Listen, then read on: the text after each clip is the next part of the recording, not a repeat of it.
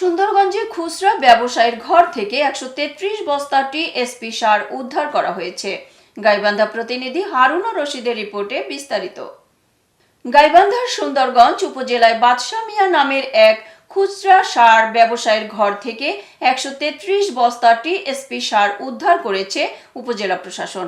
সোমবার 27 জুলাই রাত 8টার দিকে উপজেলার দহবন্ধ ইউনিয়ন পরিষদ ভবনের পাশে মিনুর মোড় এলাকা থেকে এসব সার জব্দ করা হয়। বাদশাহ মিয়া ওই ইউনিয়নের হুরা ভায়া খাঁ গ্রামের মৃত আবুল হোসেনের ছেলে। অভিযান পরিচালনা করেন সহকারী কমিশনার ভূমি ও নির্বাহী ম্যাজিস্ট্রেট মোহাম্মদ জসিমউদ্দিন। সঙ্গে ছিলেন উপজেলা কৃষি কর্মকর্তা মোহাম্মদ রাশেদুল কবির, কৃষি সম্প্রসারণ কর্মকর্তা মিজানুর রহমান ও সুন্দরগঞ্জ থানা পুলিশের একটি দল। প্রশাসনের তথ্য মতে বাজারে কৃত্রিম সংকট তৈরি এবং অধিক দামে বিক্রির উদ্দেশ্যে বাদশাহ মিয়ার দোকানে অবৈধভাবে বিপুল পরিমাণ টিএসপি সার মজুত করা হয়।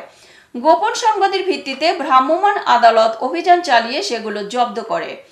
তদন্তে জানা যায় উদ্ধার হওয়া সারগুলো বিসিআইসি ডিলার ননীগোপাল সরকার এবং মৃত প্রদীপ সরকারের বরাদ্দকৃত।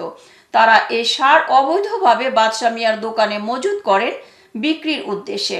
স্থানীয় একাধিক সূত্রের দাবি, সারগুলো পূর্ব পরিকল্পনা অনুযায়ী মজুত করা হয়েছিল এবং তা কালোবাজারে বিক্রির জন্যই রাখা হয়েছিল।